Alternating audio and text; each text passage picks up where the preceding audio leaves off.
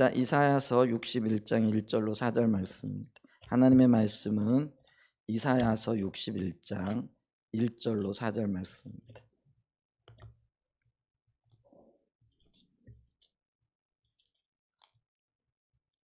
제가 봉독하겠습니다.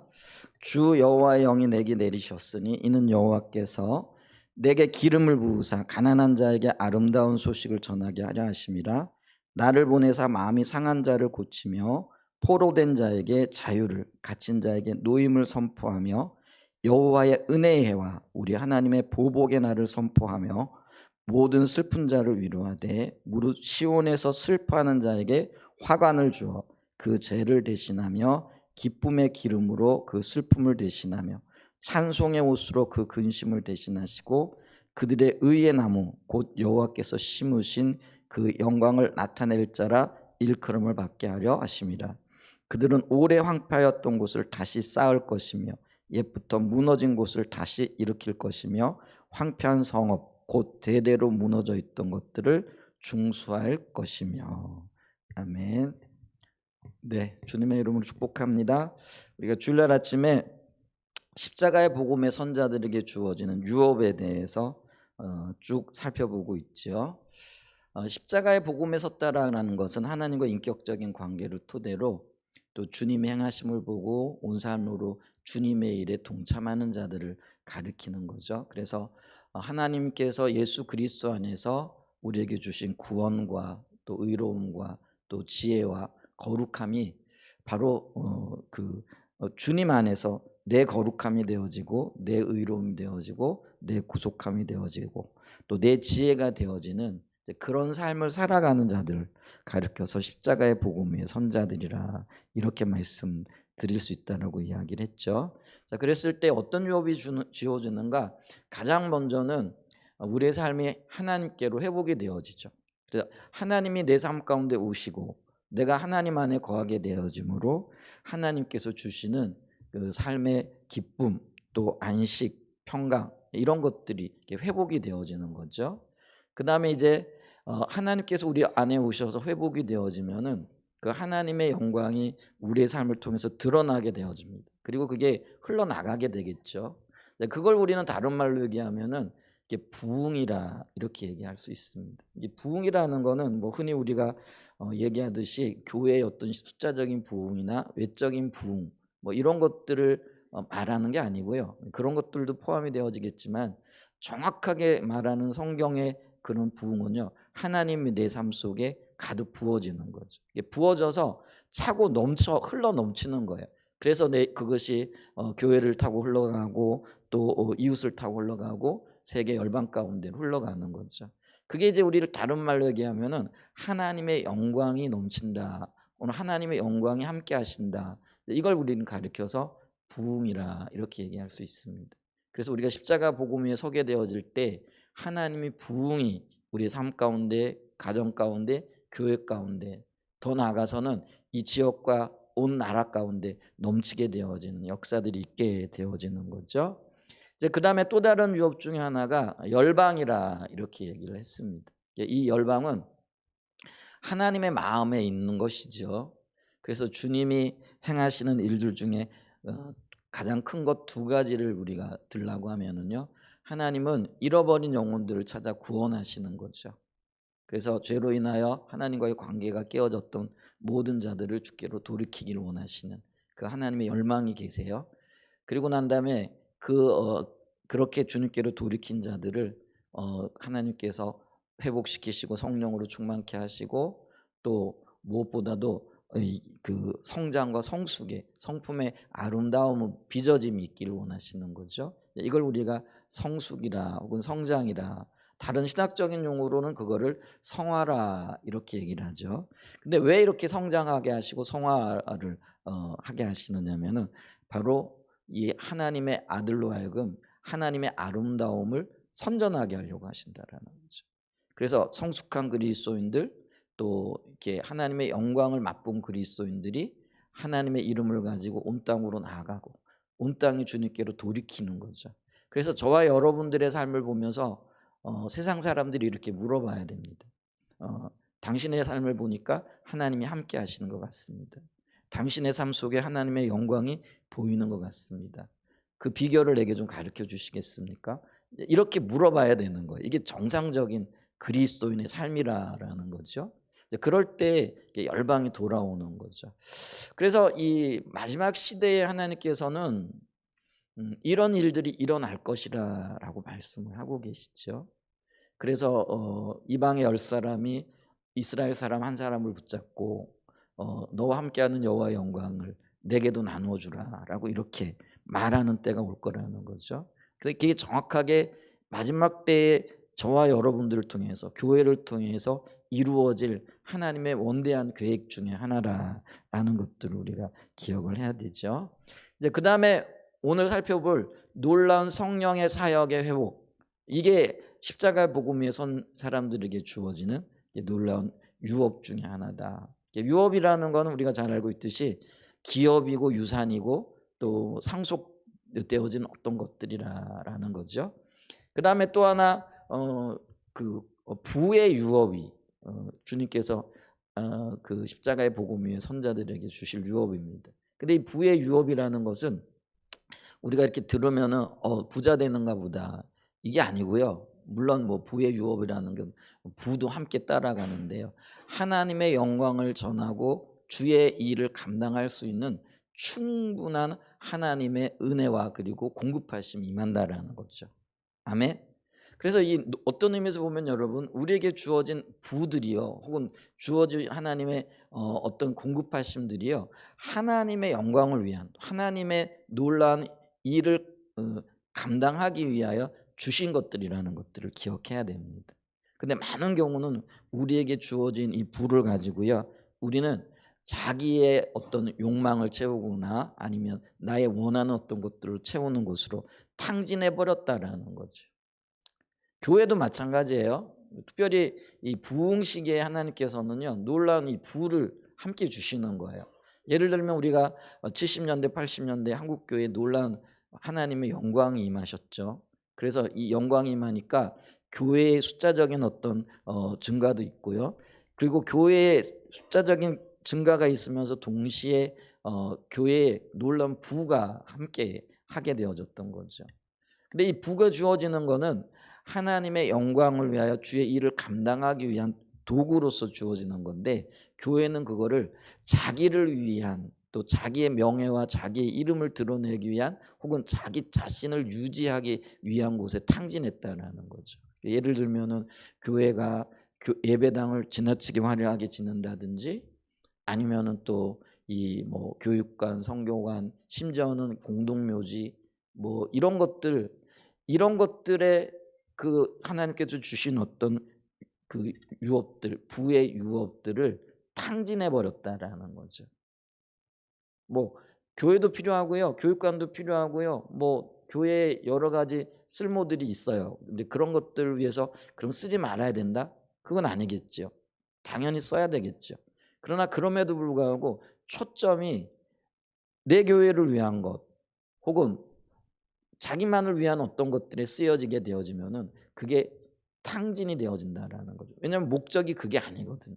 그러니까 주님께서 그런 유업과 부를 주시는 이유는 그거를 하나님의 일을 위한, 하나님의 영광을 위한, 영혼을 구원하고 사람을 성장시키고 성숙시키는 곳에 쓰여져야 할 그런 부들이 자기의 욕망과 혹은 자기 욕심을 채우는 곳에 쓰여지게 되어진 거죠. 이게 사용이 달라진 거예요.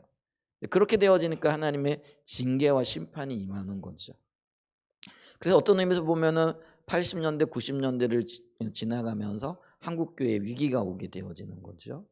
그게 우리는 시대적인 어떤 조류라 이렇게 말할 수 있을지 모르지만은 여기 하나님의 징계도 지금 함께하고 있다는 것들을 겸손한 마음으로 좀 볼 수 있는 은혜가 있으시기를 예수님의 이름으로 간절히 축복하고 축원드립니다. 어쨌거나 우리가 십자가 복음의 토대하여 서게 되어질 때 하나님의 놀라운 이런 그 유업들이 우리 가운데 회복이 되어진다, 그 임한다라는 것이죠. 자, 그러면서 아까도 말씀드렸지만 오늘은 놀라운 성령 사역의 회복에 대한 말씀을 좀 나눠보기를 원합니다. 자, 그 중에 가장 첫 번째가 뭐냐면요, 이사야 61장은 고난받는 하나님의 종으로 오실 메시아의 사역에 대한 예언이라는 것이죠.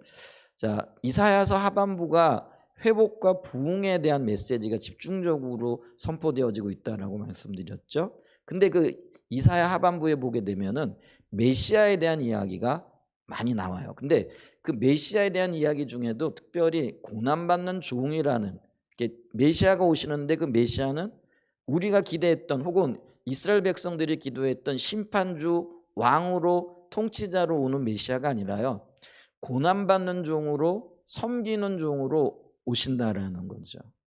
그래서 그 고난받는 종으로 오실 메시아에 대한 이야기가 4장에 걸쳐서 기록이 되어져 있어요. 이사야 42장, 그 다음에 이사야 49장, 이사야 50장, 이사야 53장입니다. 특별히 우리가 이사야 53장을 보면은요, 신약에 복음서가 없어도 예수님의 사역이 어떻게 진행될 것이라는 것에 대해서 정보를 얻을 수 있을 만큼 예수님, 그러니까 메시아에 대한 아주 자세한 묘사들이 나와 있는 것들을 이렇게 보죠. 그런데 이 이사야 61장은 고난받는 메시아의 그 이야기, 그 노래라고 일컬어지는 그 장에서는 비켜가 있습니다. 그런데 이 61장의 주된 내용이 뭐냐면 이 고난받는 종으로 오신 메시아가 어떤 사역을 할 것인가, 그리고 그 사역을 어떻게 감당할 것인가에 대한 이야기가 우리에게 제공되어지고 있다라는 것이죠. 그리고 특별히 고난받는 종으로서 감당해야 될 그 메시아가 감당해야 될 사역의 성격에 대해서 잘 나타내고 있다라는 거죠. 그러면 이 고난받는 메시아가 사역을 감당할 텐데 그 사역의 성격이 뭐냐, 그걸 우리가 1절 말씀을 통해서 볼 수 있는데요. 1절에 보게 되어지면은 이렇게 얘기를 하죠. 주 여호와의 영이 내게 내리셨으니. 주 여호와의 영이니까 그 구약 시대에는요, 이 하나님의 영에 대한 이해가 오늘날 신약 시대처럼 이렇게 명확하지가 않았어요. 신약 시대에는 우리가 이 주 여호와의 영이 성령이라는 걸 알죠. 근데 이때는 이 삼위일체에 대한 개념 뭐 이런 것들이 구약 시대에는 그게 없었다라는 게 아니라요, 영적인 눈이 덜 열려져 있었기 때문에, 표현이 좀 그래, 덜 열려졌다기보다도 어떤 그런 영역에 있어서 그 유대 백성들이 혹은 이스라엘 사람들이 그렇게 크게 주의를 기울이지 않았다라는 거죠. 그래서 삼위일체라는 개념 자체가 신약 시대에 들어오고, 그것도 교회 시대가 지나고 교부 시대에 이르러서 확립이 되어지는 것들을 이렇게 볼 수가 있죠. 자, 근데 우리가 신약적인 입장에서 보게 되어지면 주 여호와의 영이 성령이라는 것을 알죠. 근데 이 성령이 내게 임함으로 여호와께서 내게 기름을 부으셨다. 그러니까 성령이 임함, 이게 이제 우리가 성령을 이해할 때 신약 시대인 우리는요, 성령이 우리 안에 내주하신다라는 걸 알고 있죠. 근데 이제 구약 시대에는요, 이 성령이 내주하신다는 개념보다는 특별한 어떤 하나님의 일을 위하여 오셔서 주의 일을 이루시는 것과 관련이 되어져 있다는 거죠. 그래서 이 주의 성령이 내게 임하셔서 내게 기름을 부으시는데, 그래서 이 말의 핵심은 뭐냐면은요, 이 메시아가 하나님께서 맡기신 일들을 감당하는데 그 감당한 일의 핵심이 뭐냐면 성령이 함께 하셔야 된다는, 그러니까 다른 말로 얘기하면 성령의 기름 부음이 있어야만이 메시아가 이 일을 감당할 수 있다라는 것들을 알 수 있다라는 것이죠. 그리고 실질적으로요, 예수님께서 이 예언의 말씀대로 이 땅에 오셔서 하나님의 일을 감당하셨는데 성령의 능력으로 이 일을 감당하셨어요. 이제 우리는 간혹 이런 생각을 해요. 예수님이 삼위일체 하나님 중에 한 분이시고 그 예수님은 완전한 인간이시면서 완전한 신이시니까 이 땅에 오셔가지고 어떤 일들을 할 때, 조금 더우세요? 좀 양편에 좀 아직 에어컨 켜기는 그렇고 창문을 좀 여시면 좋을 것 같네요. 몇 군데만 열어놔도 좀 시원할 것 같아요. 날씨가 갑자기 좀 더워지는 것 같죠? 이쪽도 좀 여세요. 그래 바람이 좀 통할 수 있도록. 예, 부채질을 하고 계시니까 제가 신경이 쓰여서.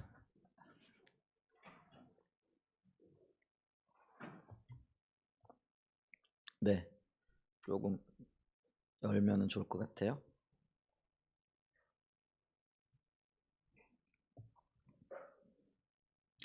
우리는요 오해하기를 예수님은 완전한 하나님이시고 완전한 인간이시죠. 인간으로 오셨지만 완전한 하나님이시니까 예를 들면은 소경의 눈을 뜨게 하고 죽은 자를 살리게 하는 그 일들을 신적인 능력으로 감당하셨을 거라 이렇게 생각을 하죠. 맞습니다. 신적인 능력으로 감당했는데요. 그거는 하나님으로서가 아니라요. 성령이 주시는 능력으로 그 일을 감당하셨다라는 거예요. 그러니까 우리가 기억해야 될 것이 있는데 그게 뭐냐면 예수님이 병자를 고치실 그때에도요. 예수님 자신 안에 내재되어져 있었던 어떤 능력이 아니고요. 성령의 기름 부음, 성령이 오셔서 함께 하심을 통해 가지고 병자도 살리시고 죽은 자도 살리셨다라는 거죠. 우리가 그걸 어떻게 알 수 있느냐면은요. 십자가의 복음 위의 선자들에게는 예수님께서 뭐라고 말씀을 하시느냐면은요. 이와 같은 일을 아니 내가 행한 일보다도 더 큰 일들을 너희도 행하리라 하고 제자들에게 말씀을 하시거든요. 이따 그 구절을 좀 보게 될 거예요. 자, 이 얘기는 뭐예요? 만약에 예수님께서 신적인 능력, 그러니까 성부 하나님으로서의 삼위일체 하나님으로서의 어떤 능력으로 그 일을 감당했다라고 한다면은요, 우리 중에 그 누구도요, 예를 들면 병자를 고치거나 심지어는 죽은 자를 살리는 거라든지 이 일을 감당할 수 있어요, 없어요? 없어요. 왜냐하면 우리는 예수님처럼 완전한 하나님이 아니시거든요. 그런데 예수님께서 완전한 하나님이 아니신 제자들을 향하여 뭐라고 말씀하신다고요? 너희가 내가 행한 일보다도 더 큰 일을 행하리라 이렇게 말씀하신다라는 거죠. 그 얘기는 뭐냐면요. 예수님도 그 일을 행하실 때 성령의 기름 부음으로 그 일을 행하셨어요. 그래서 놀라운 일들을 하실 수 있었어요. 그리고 저와 여러분들도요. 성령의 기름 부음이 있으면은요. 놀라운 일들을 행할 수 있어요. 실제로 그런 일들이 성경에 나타나는데 예를 들면 베드로라든지 바울 같은 경우가 그렇죠. 베드로가 요바에서 다비다라는 죽은 여인을 살리는 사건이 있죠. 그 다음에 또 바울 같은 경우에는요. 2층 난간에서 떨어졌던 유두고라는 청년, 목이 부러져 즉사를 했어요. 근데 그 청년을 살려내는 사건이 나오거든요. 그러면 이제 우리가 바울이나 베드로 같은 경우에는 예수님도 아니고 더더구나 하나님도 아니죠. 예수님은 삼위일체 하나님이시니까 동시에 인간이면서 동시에 완전한 하나님이시니까 그 일을 했다라고 한다면은요. 이 바나바란다. 바울과 베드로가 했던 이 일은요. 이게 설명이 안 되는 거예요. 그리고 그런 일이 있을 수가 없는 거예요. 그런데 예수님은요. 이 땅에 오셨지만은 신적인 능력이 아니라 성령의 기름 부으심을 의지하고 성령의 기름 부으심을 통하여 죽은 자를 살리셨어요. 그리고 제자들에게도 너희가 나보다 더 큰 일을 행하리라 하심으로써 이것이 성령의 기름 부음으로 가능한 일이라는 걸 보여주었다라는 거죠. 그리고 실제로 베드로와 그리고 이 바울은요. 성령의 기름 부음으로 죽은 자들을 살려내는 역사들이 있었다라는 것이죠. 그래서 이 사역이요. 혹은 주님의 역사가요. 성령의 함께 하심을 통해서 일어나요. 그리고 오늘날에도요. 당연히 이런 일들은 일어날 수 있어요. 그리고 그게 일어나야만이 정상적인 것이라는 것들 우리가 기억해야 된다라는 것이죠. 그래서 우리가 이 예수님은 이 땅에 오셔서 이렇게 오늘 본문에 이렇게 기록이 되어져 있는 대로 여기 보면 이렇게 얘기하죠. 여호와께서 내게 기름을 부으사 가난한 자에게 아름다운 소식을 전하게 하려 하심이라. 나를 보내사 마음이 상한 자를 고치고 포로된 자에게 자유를, 갇힌 자에게 노임을 선포하며 여호와의 은혜의 해와 우리 하나님의 보복의 날을 선포하며 모든 슬픈 자를 위로하되. 그러면서 메시아가 감당해야 할 사역들의 구체적인 예들이 몇 가지 나열이 되어져 있는 것들을 이렇게 보죠. 자, 이 메시아에 대하여 예언되어져 있는 이 내용을 가지고 예수님께서요. 누가복음 4장 16절과 21절에 보면은요. 이게 자신을 향한 하나님의 말씀이라는 것을 인정하시는 장면이 나와요. 누가복음 4장 16절로 21절을 좀 보죠. 자, 예수께서 그 자라나신 곳 나사렛에 이르사 안식일에 늘 하시던 대로 회당에 들어가서 성경을 읽으려고 서심해 선지자 이사야의 글을 들이거늘 책을 펴서 이렇게 기록된 데를 찾으시니 곧. 여러분 여기 선지자 이사야의 글을 들였대요. 그럼 예수님이 그 책을 받아가지고 이 부분을 읽었는데, 이 부분이 어디냐면 오늘 우리가 이걸 읽은 그 누가복음 이사야 61장의 말씀이에요. 그런데 여러분 보세요. 성경의 장절이 구분되어지기 시작한 지가 언제인지 아세요? 1600년대예요. 그러니까 그전에는 성경이요 장절 구분이 없었어요. 그러니까 예수님 시대는 더 말할 나위가 없었겠죠. 그리고 예수님 시대에는요 이 성경이 진짜 귀했어요. 왜냐하면 종이가 아직 발명되어지지 아니한 때죠. 그러면 이 말씀을 보존하기 위해서 이 그 서기관들은 어떻게 했을까요? 예를 들면 양을 잡아가지고요 가죽을 잘 손질해가지고 그 양피지라고 얘기하죠. 거기다가 성경 말씀을 필사를 하는 거예요. 근데 이 필사가 얼마나 어려운 작업인지 아무나 할 수 있는 게 아니죠. 그렇기 때문에 이 성경이 그때는요 이 가정에, 우리는 지금 뭐 종이로 된 성경을 가정에 뭐 몇 권씩, 어떤 가정 뭐 수십 권씩 가지고 있을 수도 있겠잖아요. 근데 이 성경을 가지고 있는 가정이 없었어요. 그러면은 이 성경, 그러니까 율법이라고 일컬어지는 이 말씀들을 가지고 있을 수 있는 데는 뭐 회당이라든지 아니면 아주 특별한 곳에만 이게 있는 곳이거든요. 그러니까 예수님께서 회당에 예배를 드리기 위해 가셨더니 예수님께서 행하셨던 그 일들을 보고 그 회당의 그 주인이라고 할 수 있는, 그리고 회당장이 예수님에게 오늘 우리를 위해서 말씀을 좀 전해 주시오 그랬더니 말씀을 좀 가지고 오십시오. 그래가지고 말씀을, 이 양피지 크다란 걸 갖다 줬다라는 거예요. 그런데 예수님께서 그 양피지를 가지고 펴셨는데 아까 말씀드렸죠. 장절이 없어요. 그러니까 이 성경을요 정말 잘 모르거나 아니면 자세히 들여다보지 않으면 도대체 어떤 말씀이 있는지를 잘 모르는 거죠. 그런데 정확하게 오늘 예수님께서 61장 이 내용을 찝어내신 거예요. 그리고 이 내용을 읽으시는 거죠. 자, 그러면서 보세요. 읽는데 이렇게 기록된 데를 찾으셨다, 이렇게 일부러 찾았다라는 의미예요. 일부러 찾아가지고 그 부분을 읽었다는 그 얘기입니다. 그러면서 주의 성령이 내게 임하셨으니 이는 가난한 자에게 복음을 전하게 하시려고 내게 기름을 부으시고 나를. 자, 더 안 읽을게요. 이 내용이 지금 이사야 61장 내용과 정확하게 일치하죠. 오늘 본문 말씀과 정확하게 일치하고 있다라는 거죠. 자, 그러면서 20절에 이렇게 얘기를 해요. 책을 덮어 그 맡은 자에게 주시고 앉으시니 회당에 있는 자들이 다 주목하여 보더라. 이에 예수께서 그들에게 말씀하시되 이 글이 오늘 너희 귀에 응하였느니라 하시니, 이렇게 얘기를 해요. 자, 메시아에 대한 예언의 말씀인데 이 메시아에 대한 예언의 말씀을 예수님이 회당에서 읽으시고 그리고 선포하시기를 이 예언의 말씀이 어떻게 했다라는 거예요? 오늘 이 시간에 응하였다라고 이렇게 얘기를 하세요. 자, 그걸 통해서 예수님께서 당신이 메시아로 이 땅에 오셨을 뿐만 아니라 당신이 해야 될 일이 무엇인가를 정확하게 알고 있고 그거를 지금 선포하고 있다라는 그런 의미의 말씀을 제가 여러분들에게 드린다는 거죠. 그래서 예수님께서는 이 땅에 오셔서요 자신의 메시아됨과 그리고 메시아로서의 감당하는 그 모든 일에 있어서 성령의 기름 부음을 소중히 여겼고요. 그리고 그가 일을 감당하실 때, 우리 예수님께서 일을 감당하실 때 성령의 능력을 따라서 그 일을 정확하게 감당해 나가셨다라는 거죠. 자, 이 예수님께서 메시아에 대하여 의문이 들어서 제자들을 보내가지고 오실 그이가 당신입니까? 하고 물어봤던 사람이 있죠. 그 사람이 누구예요? 침례 요한. 그죠? 근데 그 침례 요한에게 당신의 정체성에 대해서 지금 말씀을 하시는데요. 그 이야기가 마태복음 11장 1절과 6절에 나타나 있습니다. 자, 마태복음 11장 1절과 6절을 좀 보죠. 예수께서 12제자에게 명하기를 마치시고 이에 그들이 여러 동네에서 가르치시며 전도하시려고 거기를 떠나가시니라.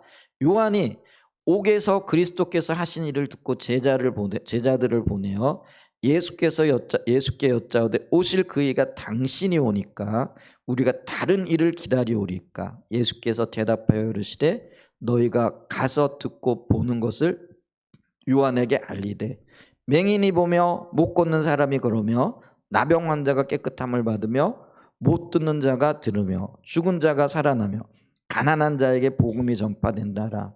누구든지 나로 말미암아 실족하지 아니하는 자는 복이 있도다 하시느니라. 자, 예수님께서 자기의 메시아됨을 증거하고 증명할 때도 지금 우리가 읽었던 메시아에게 주어졌던 능력이 나타나는 거예요. 근데 그 능력이 성령의 기름 부음으로 행해졌던 능력이에요.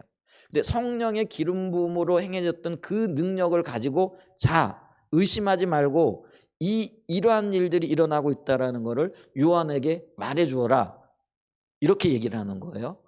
그러면서 이런 일들이 일어나는 것들에 대해서 실족하지 아니하는 자, 이것이 메시아의 해야 할 사역일 뿐만 아니라 성령의 기름 부음으로 일어나는 일들을 의심하지 않는 자들, 이것을 분명하게 보는 자들은 복이 있는 자들이라 이렇게 말씀을 해주고 계시다라는 것이죠. 자, 그러면 이게 성령의 능력과 성령의 기름 부음으로 행해지고 있는 일이라는 것을 우리가 어떻게 알 수 있느냐라는 거죠. 자, 보세요. 여기 가난한 자들이 복음을 듣게 되어지고 복음만 들을 뿐만 아니라 병든 자들이 치유되어지고 죽은 자가 살아나는 이 놀라운 역사가 어떻게 성령의 능력으로 예수님을 통해서 나타나고 있는 일인지 그걸 우리가 어떻게 알 수 있느냐라는 거죠. 말씀 한 구절을 더 찾아보죠. 자, 마태복음 3장 16절과 17절입니다. 마태복음 3장 16절로 17절. 우리 같이 한번 읽어볼까요? 시작. 예수께서 침례를 받으시고 곧 물에서 올라오실새 하늘이 열리고 하나님의 성령이 비둘기같이 내려 자기 위에 임하심을 보시더니 하늘로부터 소리가 있어 말씀하시되 이는 내 사랑하는 아들이요 내 기뻐하는 자라 하시는. 자, 예수님께서 침례를 받으시고 물 위로 올라오실 때에 성령이 하늘이 열리고 성령이 비둘기같이, 비둘기가 왔다라는 게 아니고요, 비둘기 같은 성령이죠. 그런 성령이 지금 예수님에게 내리고 있는 거예요. 그걸 보이게 하셨죠. 그러면서 하늘에서 소리가 있어요. 이 소리를 모든 사람이 들었는지 아닌지는 잘 모르겠어요. 그 예수님 침례를 받으신 그때 모든 사람이 들었는지 아니면은 영적으로 깨어 있는 어떤 사람만이 들었는지 잘 모르겠어요. 여기는 명확하게 그냥 그 소리가 났다라만 얘기를 하고 있잖아요. 왜냐하면 우리가 영적인 역사들은요, 이게 놀라운 영적인 역사잖아요. 100사람이 본다고 해가지고 100사람이 다 그걸 깨닫는 게 아니더라고요. 오늘 여기 우리 예배 드리는 여러분들이 계시잖아요. 그런데 분명하게 예배를 드리는 이곳에 성령의 임재가 있고 또 성령이 각자에게 말씀하고 계시거든요. 근데 어떤 분들은 그 음성을 들어요. 근데 어떤 분들은요, 아무런 감동이나 감정이나 아무런 어떤 기쁨이나 이런 게 없어요. 그 여러분 예배 드리고 난 다음에 어떤 분들은 참 기뻐가지고요, 예를 들면 무거운 모든 짐들이 주님 앞에 내려지고 또 주님이 주신 참된 안식과 평강으로 가슴이 뜨거워지는 분들이 있어요. 그죠? 근데 어떤 분들은요, 들어올 때보다도 더 심각해져가고 나가. 무거운 짐을 돌덩이 하나를 더 얹고 나가. 그게 왜 그럴까요? 지금 한 성령이 역사하고 계신데 그게 우리가 무시할 수가 없는 거예요. 물론 여러 가지 이유가 있을 수 있어요. 왜냐하면 성령의 역사도 은혜를 베푸셔서 어떤 사람들에게는 보이시고 어떤 사람들에게는 오히려 못 보게 하는 것도 성령의 역사이기도 하거든요. 더 보이시는 것도 성령의 역사지만 어떤 사람은요 더 못 봐요. 그것도 성령의 역사라는 거죠. 그러니까 우리가 다 이해할 수가 없는 게 성령의 놀라운 역사인데 성령의 역사를 보고도 어떤 사람은 기뻐하고 어떤 사람은 욕하거든요. 그런 일들이 있는 거예요. 근데 여기도 보니까 오늘 보니까 성령께서 비둘기 같이 임하셨어요. 그러니까 비둘기가 임한 건 아니라는 거죠. 그러니까 성령의 성격이 비둘기와 같은 성격이 있어요. 그런 것들, 근데 이거는 육안으로 보여지는 게 아니에요. 영적인 역사라는 거예요. 근데 어떤 사람은 이걸 선명하게 보는 거예요. 근데 어떤 사람들은요 그걸 선명하게 듣는 거예요. 근데 들을 때 이는 내 사랑하는 아들이요 뭐라고 얘기를 하는 거예요? 내 기뻐하는 자라. 메시아에게 주시는 하나님의 기쁨이 또 하나님께서 그 뒷받침하시는 뒷받침이 어디에 있느냐면 성령을 비둘기같이 부으시는 거예요. 그러니까 이 침례 사건이 예수님의 공생의 사건의 시작이잖아요. 근데 공생의 사건이 시작이 되어지면서 하나님께서 예수님에게 하셨던 가장 먼저 행하셨던 일이 뭐라고요? 성령을 비둘기같이 부으시는 역사였다는 거죠. 그래서 성령의 충만한 기름 부음으로 충만했던 예수님께서는요 성령의 능력으로 죽은 자도 살리고 또 안전뱅이도 고치고 그리고 그 소경도 고치고 듣지 못하는 자도 고치시고 하는 그런 놀라운 일들을 행해 나가셨다라는 것이죠. 자, 그래서 있잖아요. 이 이사야 61장은 고난받는 하나님의 종으로 오실 메시아의 사역에 대한 예언이에요. 자, 두 번째로 성경은 한마디로 예수님의 사역을 성령의 능력으로 감당하신 사역이라고 말씀하고 있습니다. 자, 우리 한번 볼까요? 예수님의 사역을요. 사도행전은요. 예수님의 사역을 뭐라고 평가하느냐 하면은요. 사도행전 10장 38절을 보죠. 사도행전 10장 38절입니다. 자, 같이 한번 읽어봅니다. 시작. 하나님이 나사렛 예수에게 성령과 능력을 기름 붓듯 하셨음에 그가 두루 다니시며 선한 일을 행하시고 마귀에게 눌린 모든 사람을 고치셨으니 이는 하나님이 함께 하셨습니다. 이렇게 정확하게 묘사되어져 있는 게 참 놀라워요. 예수님의 사역, 예수님의 어떤 일들을 한마디로 딱 압축해가지고 지금 나타내고 있는데 그게 뭐냐면 하나님께서 주권자 되신 하나님이죠. 하나님께서 나사렛 예수에게 뭘 부으셨다고요? 성령과 능력을 기름 붓듯 하셨음에. 그러니까 기름 부음을 우리가 다른 말로 얘기하면 은사라라고 얘기를 할 수 있는 것들이죠. 하나님께서 능력으로 기름을 부으셨다는 거죠. 그랬더니 그가 두루 다니며 선한 일을 행하시고, 이 선한 일이 뭐예요?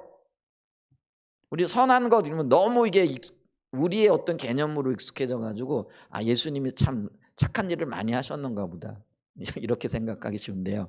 이 선한 일은 성경에서 말한 선한 일은요. 우리가 생각하는 윤리적이고 도덕적이고 선한 일이 아니에요. 그럼 뭐예요? 하나님의 뜻을 이루었다라는 거예요. 그럼 하나님의 뜻이 뭐예요? 아까 두 가지를 얘기했죠. 하나는 잃어버린 자를 찾는 거예요. 그러니까 말씀을 통해서 하나님과 관계가 깨어졌던 자들을 돌이키는 거예요. 이게 이제 구원의 역사예요. 복음 전파예요.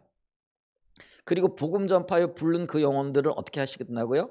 말씀으로 가르쳐 양육하시는 거예요. 이게 교육이에요. 근데 복음 전도 교육, 그다음에 예수님의 3대 사역을 뭐라고 얘기죠? 또 하나 있잖아요. 그게 치유 사역이라 얘기한다는 거. 그러니까 이게 지금 다 포함이 되어져 있는 거예요. 이 말씀 속에. 그래서 여기 보면은요. 선한 일을 행하시고 복음 전파와 양육하시는 그 일이에요. 이게 하나님의 뜻이에요. 그 일을 행하셨을 뿐만 아니라 그다음에 뭐예요? 마귀에게 눌린 모든 사람을 고치셨으니 여기 이제 상한 마음의 치유 또 환경으로부터 억압을 겪고 있는 자들을 향한 하나님의 치유 또 이 그 여러 가지 질병 심지어는 죽은 자들을 살려내시는 예수님의 그 치유 사역이 포함이 되어진다라는 거예요. 자, 그러면서 다시 여기 결론으로 뭐라고 하냐면 이는 그렇게 하신 거는 하나님께서 함께 하셨다라는 거죠. 자, 하나님은 삼위일체 하나님으로서 예수님과 함께 하셨는데 뭘 통해서 함께 하셨어요? 성령을 통해서 함께 하셨다라는 거죠. 자, 그래서 예수님의 사역 혹은 예수님이 메시아로 이 땅에 오셔서 인간으로서 완전한 인간으로서 하나님의 일을 행하셨는데 누구와 함께 그 일을 행하셨다라는 거예요? 성령님과 그 일을 함께 하셨다라는 거예요. 그러니까 우리가 기억해야 됩니다. 성령의 기름 부음, 성령이 함께 하심이 얼마나 소중하고 얼마나 귀한 것을 우리가 알아야 된다라는 것이죠. 그런데 이 성령의 기름 부음이 누구에게 있었다고요? 메시아에게. 근데 그 메시아가 어떤 메시아예요?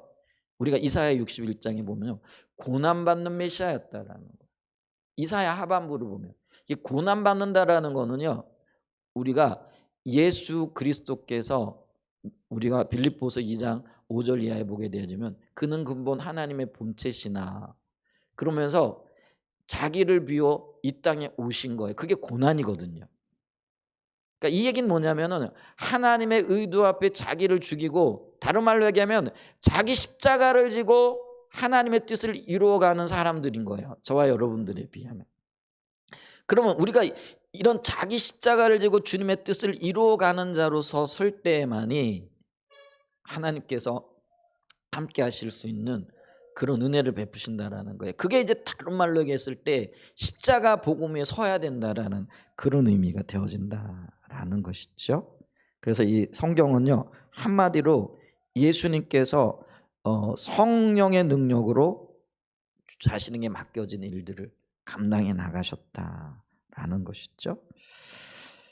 그래서 우리가 그 예수님의 사역 자신이 메시아일 뿐만 아니라 그 일을 성령의 능력으로 감당해 나갔다. 자 그러면 우리가 예수님께서 성령의 능력으로 우리가 마태복음 3장 16절과 17절에 성령께서 비둘기같이 임하셨다 그랬잖아요. 그런 일들을 그렇게 성령의 인도 또 성령의 기름 부음으로 감당하셨는데 그러면 예수님 행하셨던 어떤 일들을 좀 이렇게 예를 들어보자라는 거죠. 마태복음 5장부터 9장까지 가요. 우리가 특별히 7장까지를 산상복음이라 이렇게 얘기를 하고요. 산상복음이라는 건 하나님 나라 백성들이 살아야 할 마음의 자세들과 하나님의 그런 어떤 뜻들을 그 백성들에게 가르치시는 거죠. 그게 이제 복음 전파와 관련이 되어져요. 근데 이 복음 전파가 있고 난 다음에 8장부터는요. 예수님은 말씀만 전한 게 아니에요. 근데 이제 오늘날 우리에게 보여지는 약점 중에 하나가 이거예요. 우리가 복음을 전해요. 근데 그 복음이 성경엔 정확하게 뭐라고 얘기했냐면 생명을 살리는 복음이거든요. 그런데 우리가 전하는 복음은 생명을 살리지 못하고 그냥 이론과 지식으로만 전해지고 있다는 거예요. 이게 문제죠. 근데 복음이 생명을 살리는 하나님의 정말 생명의 말씀인데 그 생명이 전해지지 않고 생명의 열매가 없는 반쪽짜리 복음을 우리가 전하고 있다는 거예요. 이게 지금 심각한 문제잖아요. 근데 그 이유가 뭐냐면은 복음에 대한 정확한 이해도 없을 뿐만 아니라 이 복음을 전하고 복음의 삶을 살아갈 때에 성령의 뒷받침, 다시 말하면 성령의 기름 부음이 우리 주님에게 있는 것처럼 우리에게도 부어져야 되는데 그게 없는 거죠. 그럼 그 없는 이유가 뭘까? 고난받는 종으로 오신 메시아, 고난받는 종으로 섬기기에 오신 예수 그리스도의 삶이 오늘 그 제자들이라고 일컬어지는 저와 여러분들에게는 없는 거예요. 그러니까 그게 안 나타나는 거죠. 그럼 이제 우리가 돌아봐야 할 이 포인트가 생기는 거죠. 그게 뭘까요? 주님이 사셨던 삶, 주님이 추구하셨던 그 가치, 그리고 주님이 가셨던 그 길을 우리가 걸어가야 된다라는 거예요. 아멘. 자, 그걸 염두에 두고요. 주님이 말씀을 전하셨고 말씀을 전하신 다음에 그걸 이론적으로만 전한 게 아니라 그 말씀이 실제적으로 뒷받침되어지는 성령의 강력한 능력으로 과연 어떤 일들이 있었던가 이거를 좀 봐야 된다라는 거예요. 근데 그게 마태복음 8장과 9장에 나타나 있어요. 여러분 마태복음 8장과 9장을 좀 펴십시오.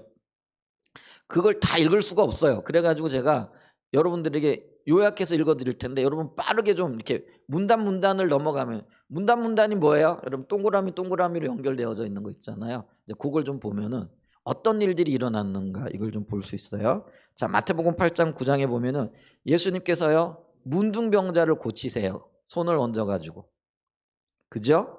그 다음에 중풍병 걸린 백부장의 하인을 고치세요. 그걸 보고 주님이 뭐라고 말씀하세요? 이스라엘 중에도 이만한 믿음을 본 적이 없다. 그러면서 이 백부장을 칭찬하는 장면이 나오죠. 그 다음에 베드로의 장모의 열병을 고치세요. 그 다음에 귀신 들린 자와 각양 병든 자들을 고쳐주세요. 그리고 이 죽은 소녀를 살리기 위하여 가는 중간에 12해 혈류증을 앓는 여인을 고치세요. 이 여인은 믿음으로 주님께 나왔던 여인이죠.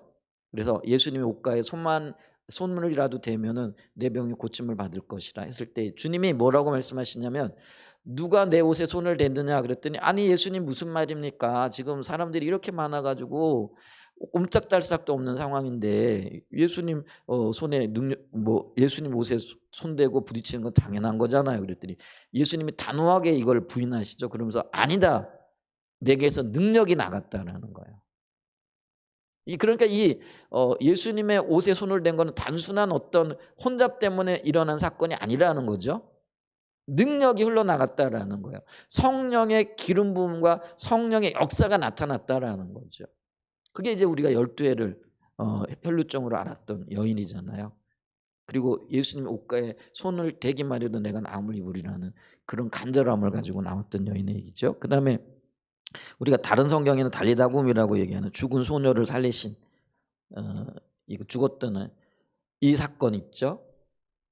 근데 이 죽은 소녀를 살릴 때도 예수님께서요, 소녀가 죽었다라고 말하는 사람들은 다 쫓아내버리거든요. 그리고는 부모와 베드로와 요한과 야고보만을 데리고 들어가세요. 근데 그 들어가는 이유가 뭘까요? 성령의 능력과 믿음으로 무장되지 않으면은요, 이게 지금 성령의 역사를 경험하고 생명이 나타나는 것에 한 굉장히 중요한 그런 어떤 뭐랄까요, 이 원인이 되어지는 것이, 이유가 되어지는 거다 하는 거죠. 그러니까 다른 말로 얘기하면요, 저와 여러분의 삶에 우리가 예수님을 믿는다고 하면서도 예수님의 생명이 나타나지 않고 성령의 역사가 없는 이유 중에 하나가 뭐냐면은요, 믿음이 없다라는 거예요. 그리고 그게 실제가 아니라 이론이라는 거예요. 그러니까 부정적인 걸 갖고 있는 거죠. 부정적인 생각을 하는 거예요. 아니 죽은 게 뻔한데 어떻게 살았다고 하느냐. 그러니까 이 야이로의 딸이라고 우리가 다른 성경에 보면 나와 있잖아요. 이 마태복음에 보면은 관원의 딸이라고 이렇게 나와 있는데, 그러니까 이 아이가 죽은 것을 본 사람들, 그 가족들일지라도요, 죽었는데 어떻게 살아나느냐, 이 부정적인 생각을 하고 또 하나님의 역사에 대한 그런 어떤 부정적인 그런 어떤 시선을 가지고 있는 거죠. 근데 그들의 시선은 결국은 우리의 시선이라는 거예요. 우리는 성경을 보면서요, 긍정적인 이야기들, 예를 들면 요한과 베드로와 야고보가 예수님의 이 사역에 동참해서 죽은 자를 살려내는 이 사건을 보고 내 믿음이 베드로의 믿음이고 베드로와 같이 그 믿음에 동참한 줄 알아요. 근데 대부분의 경우는 그게 아니더라고요. 우리의 믿음은 이게 바깥으로 쫓겨나 있는 자들의 믿음 가능성이 커요. 그러니까 우리가 자신을 정확하게 좀 볼 수 있는 은혜가 있기를 축복합니다. 만약에 우리가 베드로와 같은 믿음, 하나님이 인정하실 만한, 예수님께서 인정하셨다, 야 우리와 함께 가자, 너는 내 사역을 하는데 도움이 될 거야. 그리고 또 도움이 될 뿐만 아니라 이 사역을 가르치기 위하여 이 제자들을 데리고 들어가셨겠죠.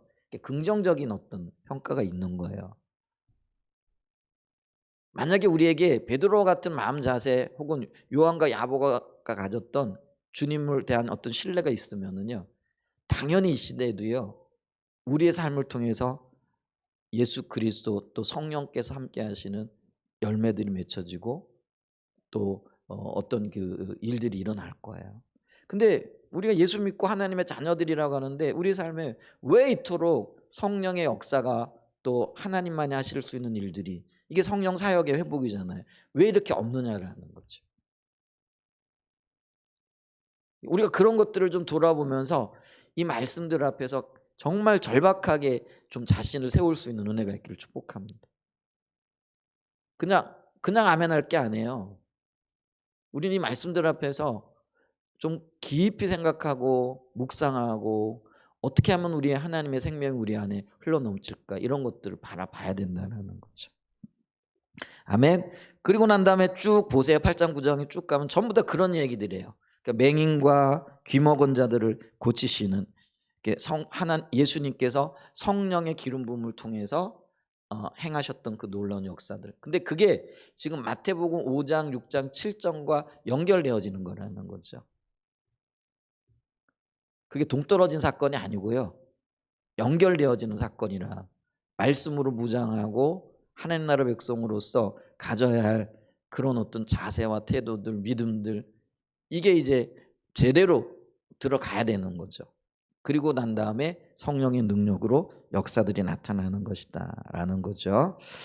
자, 큰 네 번째로요, 자, 예수 그리스도 안에서 하나님 나라 확장을 위해 세워진 교회는 교회 역시 성령의 능력으로 사역을 감당했다라는 거죠.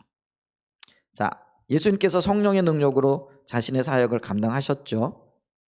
자, 그러면 예수 그리스도의 제자 그리고 하나님 나라 확장을 위하여 이 땅에 남겨진 유일한 기관인 교회도요, 예수님의 하셨던 것 똑같은 방법으로 하나님께서 맡기신 일들을 감당해야 됩니다.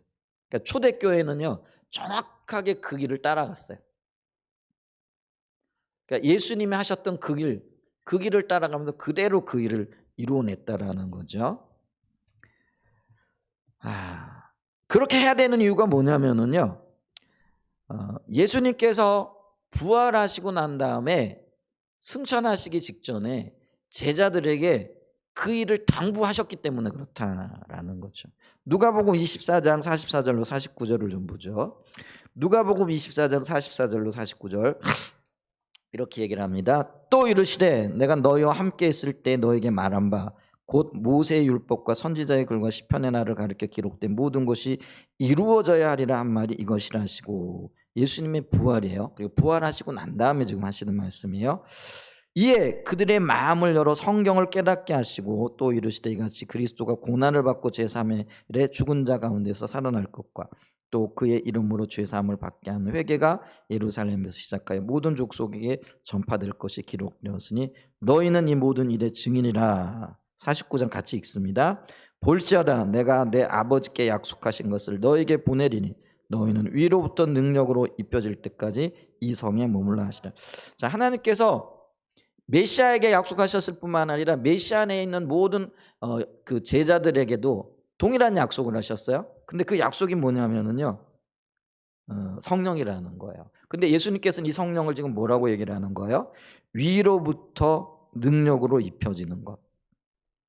성령이 오시면 능력으로 무장되어지는 거잖아요. 그래서 성령을 기다려라. 지금 이게 예수님의 당부의 말씀이라는 거예요. 그러니까 이 얘기는 뭐냐면요, 예수님이 부활하셨다고 그 부활의 증인으로서 나가서 예수님 전한다고 부활의 열매들이 맺혀지는 게 아니에요.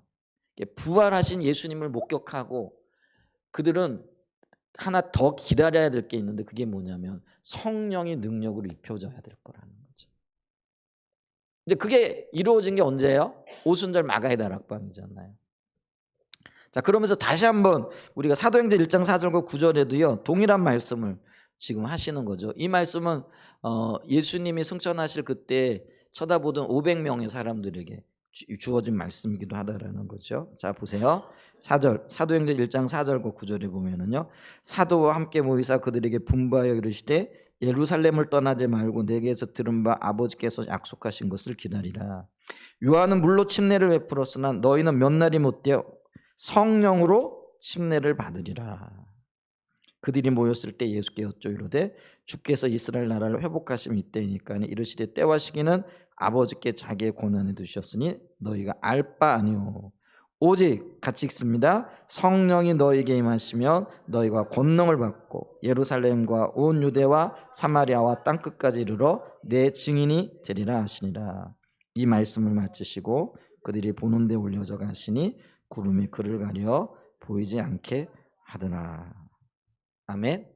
그러니까 예수님께서도 철저하게 이들에게 뭘 당부하셨어요? 내가 성령으로 다시 올 텐데 너희가 성령으로 옷 입히기 전까지, 성령으로 기름 부음 받기 전에 기다리라는 거예요. 그리고 성령의 옷 입힘을 받고 난 다음에 내 일을 감당해라. 성령의 회복의 역사가 있어야 주의 일을 감당할 수 있다는 것을 명백하게 말씀하시죠. 근데 그 일이 사도행전 2장에 이루어지는데 그게 오순절 마가의 다락방이지만 성령의 강림 사건이에요. 자, 이 사건이 일어나고 난 다음에 초대교회의 핵심 멤버들에게 어떤 일들이 일어났느냐면요, 그들이 드디어 밖으로 나가서 복음을 전하기 시작하고요, 예수의 영광, 그가 죽었다가 살아나신 것과 그분이 어떤 분인가에 대한 말씀을 선포하기 시작을 하는 거죠. 그래, 그 말씀을 선포하면서 베드로에게 하나님께서 성령의 기름 부음을 통해 어떤 일들을 행하고 계신가, 이것도 우리가 하나하나 찾아보면 좋겠지만은요, 다들 아시는 거니까 제가 짤막하게 얘기를 할게요. 자, 오순절날 예수님이 사셨다라는 복음을 선포할 때요, 여러분 이 말씀을 듣고 베드로의 설교를 듣고 그날 하루만 3,000명이 회개하고 돌아오는 사건이 있었죠. 또 그 다음에 성전 미문으로 가다가 성전 미문에 앉아있던 40살 된 날 때부터 다리를 못 쓰는 분이었던 것 같아요. 그분이 일어나는 역사가 있어요. 우리가 잘 알고 있잖아요. 근거 없는 내게 없거니와 내게 있는 것 곧 나사렛 예수 그리스도 이름으로 명하노니 일어나 걸으라. 이 성령의 능력으로 이런 일들이 일어났죠. 그 다음에 두 번째 설교를 했던 이번에는 5,000명이 회개하고 돌아와요. 그 다음에 사내들인 공회 앞에서 그 변명하고 증거하는 역사가 있죠.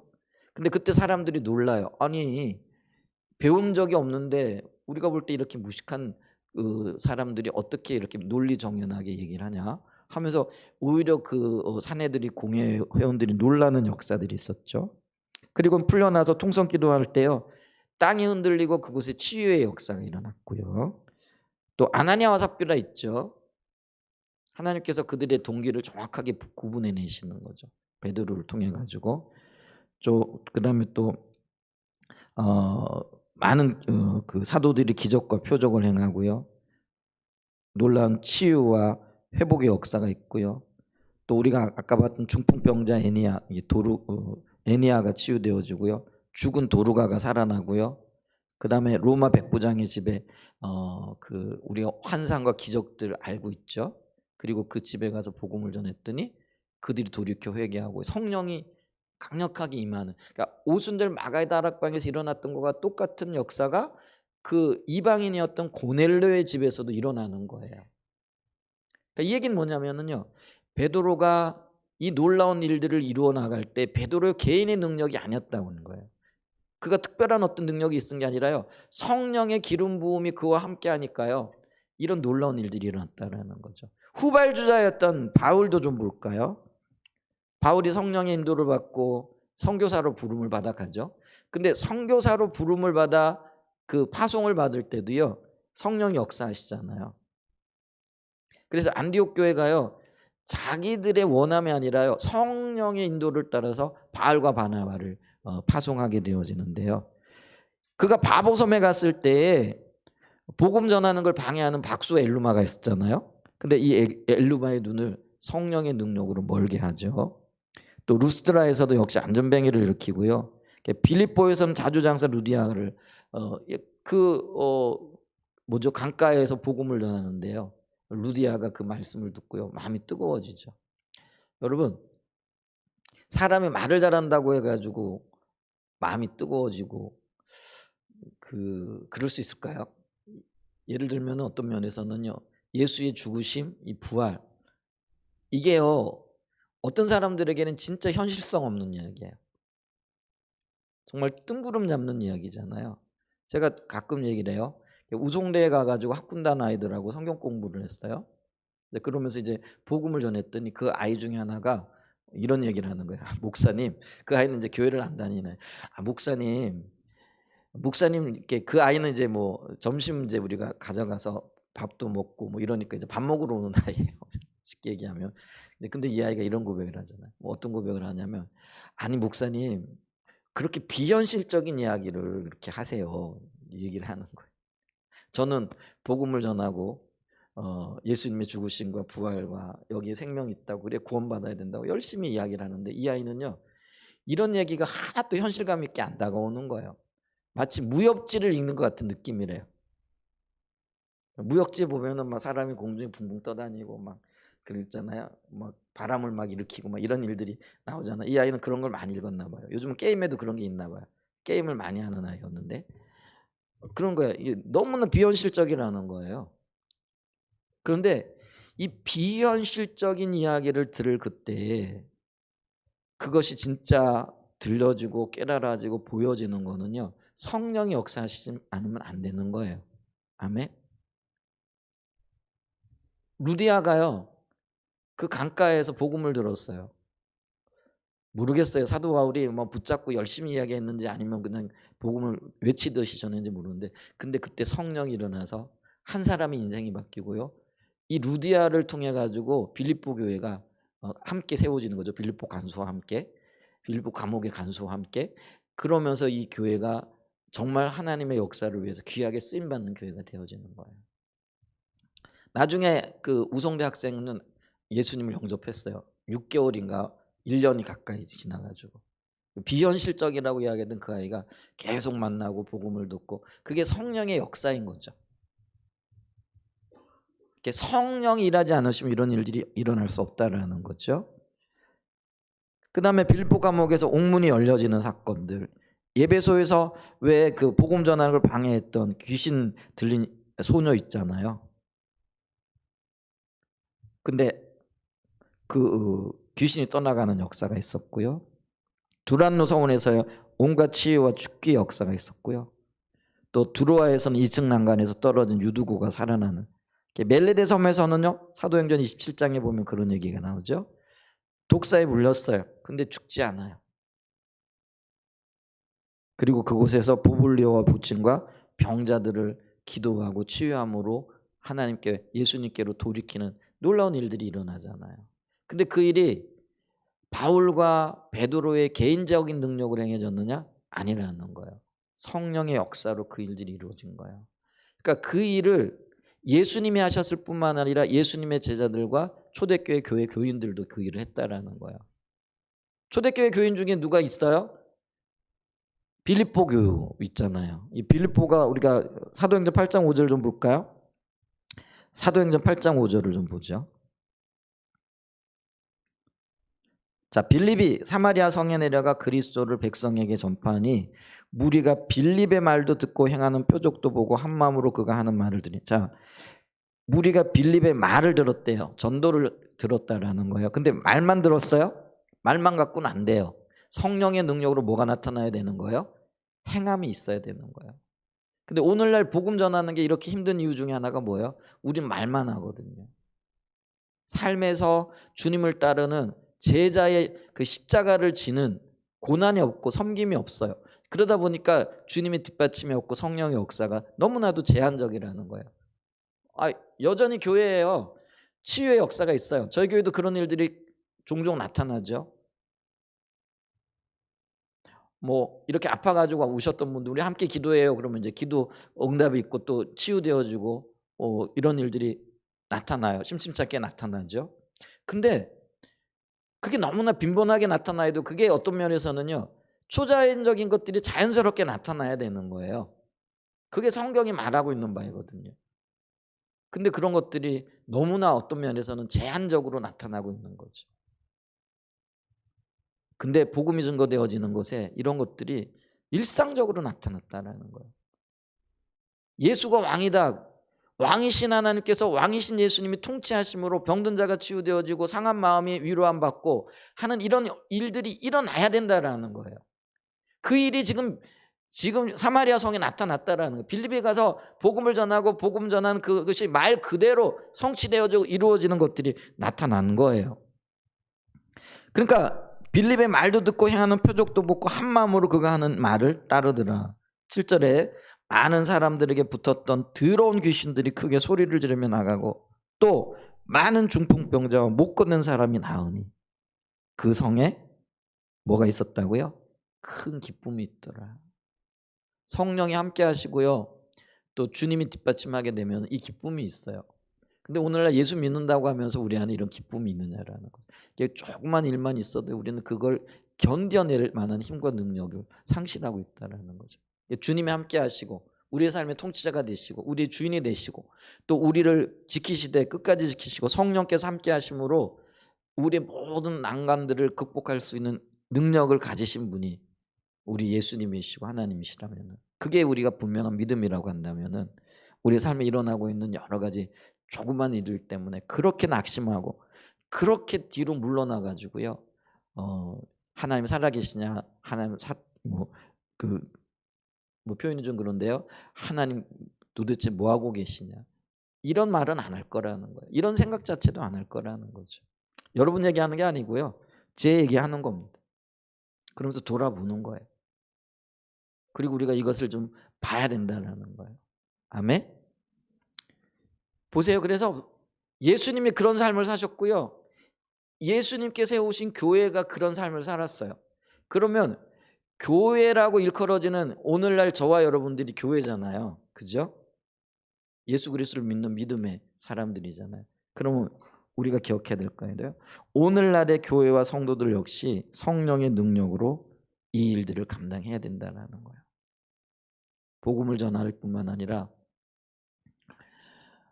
이 땅에서 힘들어하고 위기 가운데에서 어떤 때는 뭐라 그럴까요? 그 고통 중에 한숨 짓고 있는 그들에게 기쁨의 소식을 전해야 되고 성령의 능력을 통해서 그들을 살려내는 이 일들을 우리가 감당해야 된다라는 것이죠. 어떻게 감당할 수 있을까요? 예수님이 그러셨던 것처럼 우리도 그래야 되는데 그럼 예수님이 어떠셨느냐라는 거죠. 예수님은 이 성령의 기름 부음, 성령의 능력을 어떻게 받았고 어떻게 유지했는가. 아까도 얘기했잖아요. 고난받는 종으로 이렇게 오셨어요. 주의 일을 감당하고 자기 십자가를 지신 거죠. 한마디로 얘기를 하면은. 그랬어요. 그럴 뿐만 아니라 또 하나 우리가 예수님에게서 봐야 되는 게 그게 뭐냐면은 예수님은 항상 하나님과의 친밀한 교제 가운데 있었다는 거예요. 그게 요한복음이 이야기하고 있는 거죠. 그러니까 요한복음은요. 무엇보다도 예수님께서 하나님과 가졌던 친밀한 교제 가운데 있었다라는 것을 굉장히 강조해요. 그거를 요한복음 뭐라고 표현을 하느냐면은요. 예수님이 아버지 안에, 아버지가 예수님 안에. 이렇게 얘기를 해요. 그러니까 사도 바울도 그래서 이 표현을 이렇게 해요. 주님이 내 안에, 내가 주 안에. 아멘. 이게 하나됨이고 연합을 얘기를 하는 거거든요. 그럼 하나 되고 연합하기 위해서는 어떻게 해야 되는 거예요? 끊임없이 부딪혀야 되는 거예요.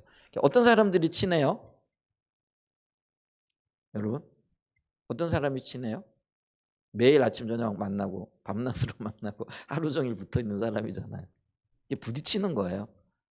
그러니까 우리가 오죽하면 미운정 고운정 이렇게 얘기를 할까요? 부부가 왜 친해요? 그런 것 같아요. 뭐 어떤 면에서 밤낮 붙어 있으니까 친할 수밖에 없겠죠. 뭐 이런 일을 저런 일을 함께 겪어가잖아요. 그러니까 뭐 친해지고 친밀해지는 거죠. 여기 비밀이 있어요. 주님과도 친해져야 돼요. 부딪혀야 돼요. 언제 부딪혀요? 기도하면서 부딪히고. 주님과 내 뜻이 다르니까 부딪히는 거죠. 나는 내가 원하는 거를 주여 하는데 주님은 아니다. 그러니까 여기서 부딪히는 거죠. 그러면서 이제 우리는 이게 이 부딪힘 속에서 접점을 찾아가는 거죠. 그 접점이 뭐예요? 아, 나를 포기해야 되겠구나. 이걸 이제 발견해 나가는 거예요. 아멘. 또 말씀 속에서 우리가 주님 앞에서 우리가 서는 거예요. 또 믿음의 성도들과의 교제를 통해서 믿음의 성도들의 교제가 뭐예요? 예수 그리스도가 우선되어지는 거잖아요. 여러분 성도 교제가요. 차 마시고 밥 먹고 하는 거 아니에요. 그건 하나의 수단이고 도구일 뿐이에요. 왜 차 마시고 왜 우리가 밥 먹어요? 여러분 성도들 모여가지고 잔뜩 밥 먹고 뭐 차 마시고 이런다고 이게 성도의 교제가 아니거든요. 그 모임 안에 예수가 주인 되어져야 돼. 아멘. 예수의 가치관이 있어야 되고요. 예수를 향한 우리의 뜨거운 열망이 있어야 되고요. 주 안에서 우리 자신을 꺾고 주님 앞에 어떻게 서야 할 것인가 이런 고민을 나누는 게요. 이게 성도의 교제가 되어져야 되는 거예요. 아멘. 그렇게 될 때요. 주님과 내가 연합하게 되어져. 그 예수님이 말씀하셨던 아버지가 내 안에 내가 아버지 안에. 이게 주님이 가졌던 그러니까 우리 예수님이 가졌던 하나님과의 비밀이라는 거예요. 그러니까 이 비밀이 있으니까요. 예수님은 하나님과 교제 가운데 하나님의 의중과 의도를 알아요. 그러니까 의중과 의도를 알고요. 그 의중과 의도 앞에 자기 자신을 드리는 거예요. 그래서 예수님은요. 순종함으로 아버지의 뜻을 배워갔다라고 이렇게 얘기를 해요. 그러니까 친밀함이 열려지고 하나님과 연합되어지면은요. 하나님의 뜻 앞에 자기 자신을 쳐서 복종하게 되어지는 역사가 있어요. 왜냐하면 그게 살 길이니까.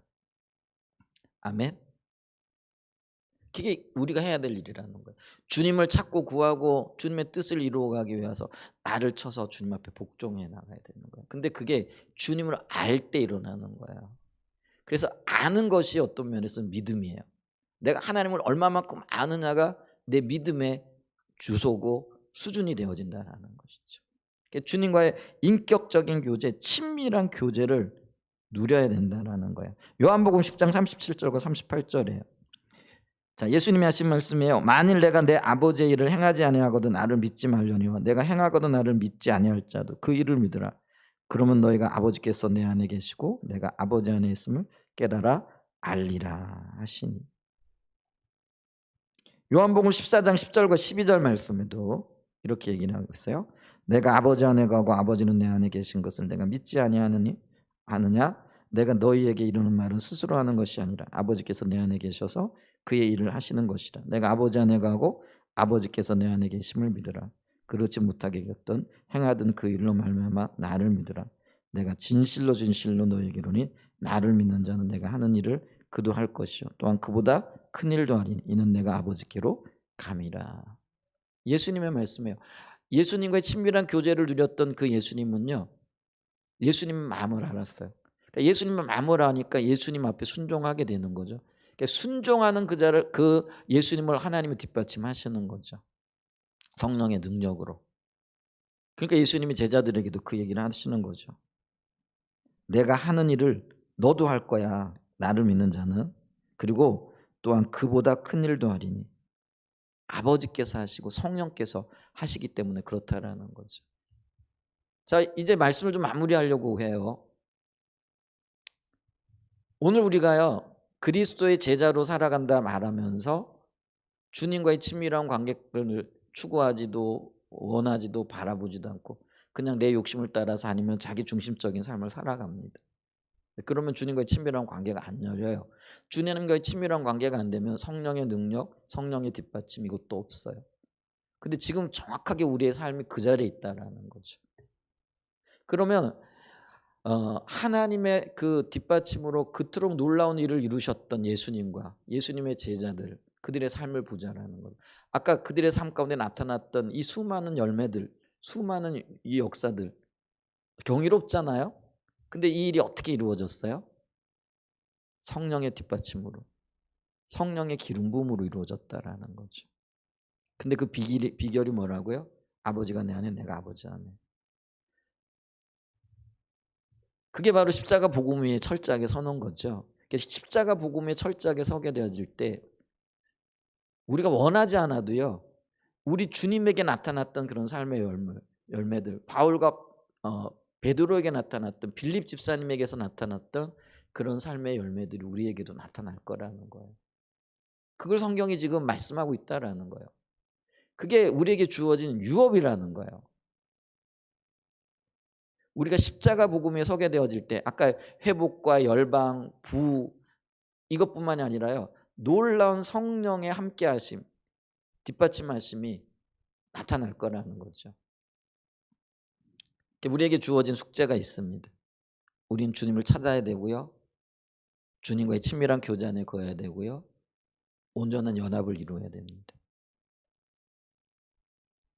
그게 우리가 해야 될 일입니다.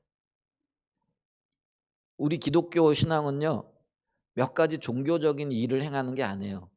예배 드리는 것, 뭐 성경 읽는 것, 선을 행하는 것, 그게 소중하긴 하지만은요, 그것이 귀한 일이긴 하지만은요, 그것 자체가 우리의 신앙이 아니라는 거예요. 우리 신앙은 뭐예요? 하나님과의 관계라는 거예요.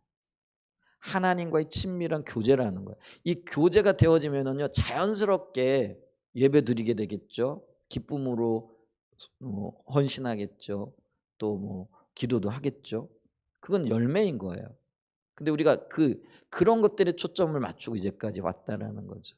근데 지금 우리가 초점을 맞춰야 할 게 뭐라고요?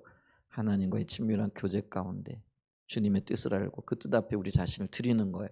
연합하는 거예요. 이제 그렇게 되어질 때 성령께서 우리를 강력하게 뒷받침하심으로 아름다운 성령의 뒷받침의 열매들, 예수님에게 그렇게 하셨고 제자들에게 그렇게 하셨듯이 교회를 통하여 그 일을 하듯이 오늘날의 한사랑 예전 교회와 이 땅의 모든 교회들 가운데 그런 놀라운 역사들이 나타나고 열매 맺게 되어지는 은혜가 있기를 간절히 소원하고요. 또 그런 역사들을 일어나기를 예수님의 이름으로 축복합니다. 아멘. 아멘. 우리 40장 추가곡 40장